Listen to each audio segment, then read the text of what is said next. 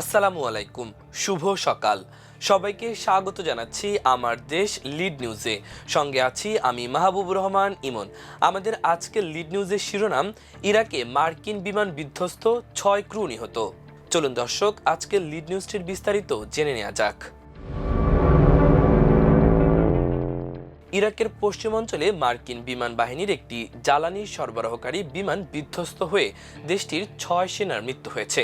গতকাল শুক্রবার এ তথ্য নিশ্চিত করে মার্কিন সামরিক বাহিনী। যুক্তরাষ্ট্রের সেন্ট্রাল কমান্ড সেন্টকম বিবৃতিতে জানিয়েছে, বিধ্বস্ত KC-135 স্ট্র্যাটো ট্যাঙ্কার বিমানটিতে থাকা 6 জনের সবাই নিহত হয়েছেন। সেন্টকম জানায়, বৃহস্পতিবারের এই দুর্ঘটনার কারণ এখনও খতিয়ে দেখা হচ্ছে।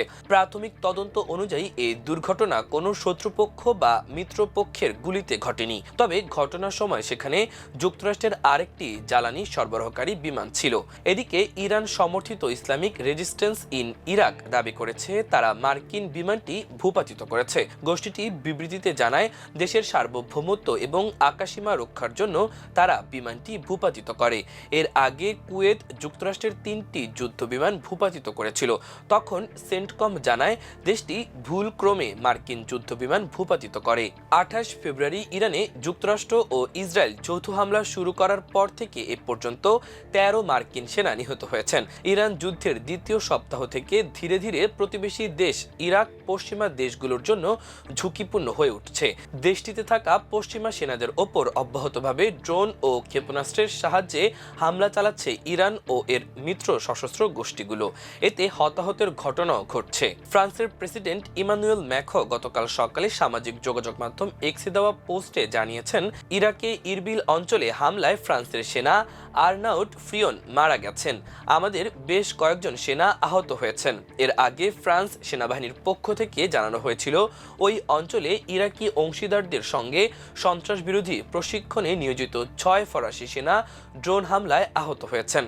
যুদ্ধের 14তম দিন শুক্রবার ও আগের দিন বৃহস্পতিবার রাতে ইসরায়েলে ব্যাপক হামলা চালায় ইরান। গতকাল সকালে ইসরায়েলের জরুরি চিকিৎসা সার্ভিস মেগান ডেভিড অ্যাডম জানায়, শুক্রবার ভোরে ইসরায়েলের উত্তরাঞ্চলে একটি ইরানি ব্যালিস্টিক ক্ষেপণাস্ত্র আঘাত হানার পর একটি বাড়ি এবং বেশ কয়েকটি গাড়ির ব্যাপক ক্ষতি হয়। হামলার ফলে কাছের একটি ভবনে আগুন ধরে যায়, যা দ্রুত পাশের একটি খোলা মাঠে ছড়িয়ে পড়ে। এই হামলায় প্রায় 58 জন আহত হয়েছেন। ইরানের সামরিক বাহিনী জানিয়েছে, ইসরায়েলের বীরশেবায় সামরিক ঘাঁটি লক্ষ্য করে ড্রোন হামলা চালানো হয়েছে। এছাড়া দেশটির অন্যান্য সামরিক স্থাপনায়ও হামলা চলবে। ইসরায়েলের স্বাস্থ্য মন্ত্রণালয় গতকাল জানিয়েছে, 28 ফেব্রুয়ারি ইরানের সঙ্গে যুদ্ধ শুরু হওয়ার পর থেকে মোট 2975 ইসরায়েলি আহত হয়েছেন। তাদের হাসপাতালে ভর্তি করা হয়েছে। এ পর্যন্ত 12 জন নিহত হয়েছেন। এদিকে ইসরায়েল ও যুক্তরাষ্ট্র ইরানের বিভিন্ন লক্ষ্যবস্তুতে হামলা অব্যাহত রেখেছে। এতে গতকাল পর্যন্ত 1444 জন নিহত হয়েছেন বলে জানিয়েছে ইরানের স্বাস্থ্য মন্ত্রণালয়। হামলায় আরও 18,551 জন আহত হয়েছেন। যুক্তরাষ্ট্রের সেন্ট্রাল কমান্ড জানায়, অপারেশন এপিক ফিউরি চলাকালে ইরানে ইতোমধ্যে 6000 লক্ষ্যবস্তুতে হামলা চালানো হয়েছে। এসব হামলার মধ্যে প্রায় 60টি জাহাজ এবং 30টি মাইন বসানোর নৌযান ক্ষতিগ্রস্ত বা ধ্বংস করা হয়েছে। এছাড়া হামলার লক্ষ্যবস্তুর মধ্যে ছিল কমান্ড সেন্টার, অস্ত্র উৎপাদন কেন্দ্র, ব্যালিস্টিক ক্ষেপণাস্ত্র ঘাঁটি, সাবমেরিন এবং ইরানের আকাশ প্রতিরক্ষা ব্যবস্থা। মার্কিন ও ইসরায়েলি হামলা থেকে বাদ পড়ছে না স্কুল, হাসপাতাল সহ বিভিন্ন অবকাঠামোও নিয়মিত হামলা চালানো হচ্ছে।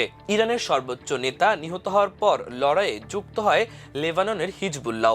এরপর থেকে সেখানে নির্বিচারে হামলা চালাচ্ছে ইসরায়েল। পাল্টা জবাব দিচ্ছে ইরান সমর্থিত সশস্ত্র গোষ্ঠী হিজবুল্লাহ। গতকাল গোষ্ঠীটির হামলায় ইসরায়েলের উত্তরে অন্তত 2 জন আহত হন বলে জানা গেছে। অন্যদিকে লেবাননের বৈরুত এবং দেশটির উত্তর ও দক্ষিণাঞ্চলে ইসরায়েলের হামলায় মৃত্যু হয়েছে 2 ডজনের বেশি মানুষের। লেবানন জানায়, ইসরায়েলি হামলায় তাদের দেশের অন্তত 687 জন নিহত হয়েছেন। এর মধ্যে 98 শিশু রয়েছে। 8 লাখের বেশি মানুষ ইসরায়েলি হামলার কারণে বাস্তুচ্যুত হয়েছেন। সংকটময় মুহূর্তে লেবাননের জনগণের সঙ্গে সংহতি জানাতে দেশটির রাজধানী বৈরুত সফর করেছেন জাতিসংঘ মহাসচিব আন্তোনিও গুতেরেস। সামাজিক যোগাযোগ মাধ্যম এক্সে তিনি বলেন, জাতিসংঘ ও আমি লেবানন এবং এ অঞ্চলের যে শান্তিপূর্ণ ভবিষ্যৎ প্রাপ্য সে লক্ষ্যে প্রচেষ্টা চালাতে কোনো ত্রুটি রাখব না। যুদ্ধের মধ্যে মধ্যপ্রাচ্যের বিভিন্ন দেশে হামলা অব্যাহত রেখেছে ইরান। এএফপি জানায়, গতকাল সকালে দুবাইয়ের শক্তিশালী বিস্ফোরণে শহরের ভবনগুলো কেঁপে ওঠে। এপি জানিয়েছে, দুবাইয়ের আলকুজ এলাকায় আগুনের কুণ্ডুলি দেখা গেছে। দুবাই সরকারের গণমাধ্যম শাখা সামাজিক যোগাযোগ মাধ্যম এক্সে এক পোস্টে বলেছে, আকাশে একটি লক্ষ্যবস্তু সফলভাবে প্রতিহত করার পর এটির ধ্বংসাবশেষ পড়ে দুবাইয়ের মধ্যাঞ্চলের একটি ভবনের সামনের অংশে সামান্য ক্ষতি হয়েছে। হামলার শিকার হয়েছে ওমানও। দেশটির সোহারের আল আওয়াহি শিল্প এলাকায় একটি ড্রোন বিধ্বস্ত হওয়ার ঘটনায় 2 ব্যক্তি নিহত হয়েছেন। সৌদি আরব জানিয়েছে, গতকাল সকালে 56টি ড্রোন প্রতিহত করেছে তারা। এর মধ্যে একটি ড্রোন রাজধানী রিয়াদের কঠোর নিরাপত্তা সম্পন্ন কূটনৈতিক এলাকার দিকে যাচ্ছিল। তুরস্কের প্রতিরক্ষা মন্ত্রণালয় জানিয়েছে, পূর্ব ভূমধ্য সাগরে ন্যাটোর বিমান প্রতিরক্ষা বাহিনী ইরান থেকে তুরস্কের দিকে ছোড়া 3য় ব্যালিস্টিক ক্ষেপণাস্ত্র ভূপাতিত করেছে। এই বিষয়ে তেহরানের কাছে ব্যাখ্যা চেয়েছে আঙ্কারা। অন্যদিকে মার্কিন প্রেসিডেন্ট ডোনাল্ড ট্রাম্প ইরানে আগামী সপ্তাহের মধ্যে কঠোর আঘাত হানার হুমকি দিয়েছেন। ফক্স নিউজকে দেওয়া সাক্ষাৎকারে তিনি বলেন, প্রয়োজনে যুক্তরাষ্ট্র হরমুজ প্রণালী পার হতে বিভিন্ন দেশের জাহাজগুলোকে রক্ষা করবে। তিনি আশা প্রকাশ করেন, ইরানের বিরুদ্ধে যুক্তরাষ্ট্রের নেতৃত্বাধীন যুদ্ধ ভালোভাবে এগিয়ে যাবে। ফক্স নিউজকে দেওয়া সাক্ষাৎকারে ট্রাম্প আরও বলেন, তার ধারণা ইরানের নতুন সর্বোচ্চ নেতা আয়াতুল্লাহ মুজতবা খামেনি জীবিত আছেন, তবে তিনি গুরুতর আহত।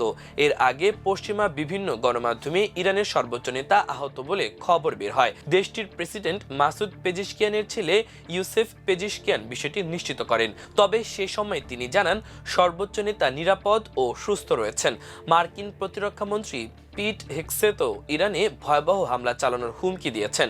গতকাল তিনি বলেন, স্থানীয় সময় শুক্রবার রাতে সর্বোচ্চ সংখ্যক হামলা চালাবে যুক্তরাষ্ট্র। আমরা তাদের গুরুত্বপূর্ণ সব সক্ষমতা ধ্বংস করে দেওয়ার পরিকল্পনা অনুযায়ী এগিয়ে যাচ্ছি। এদিকে ইসরায়েলের প্রধানমন্ত্রী বেনিয়ামিন নেতানিয়াহু ইরানি শাসকদের পতন নিয়ে সন্দেহ প্রকাশ করেছেন।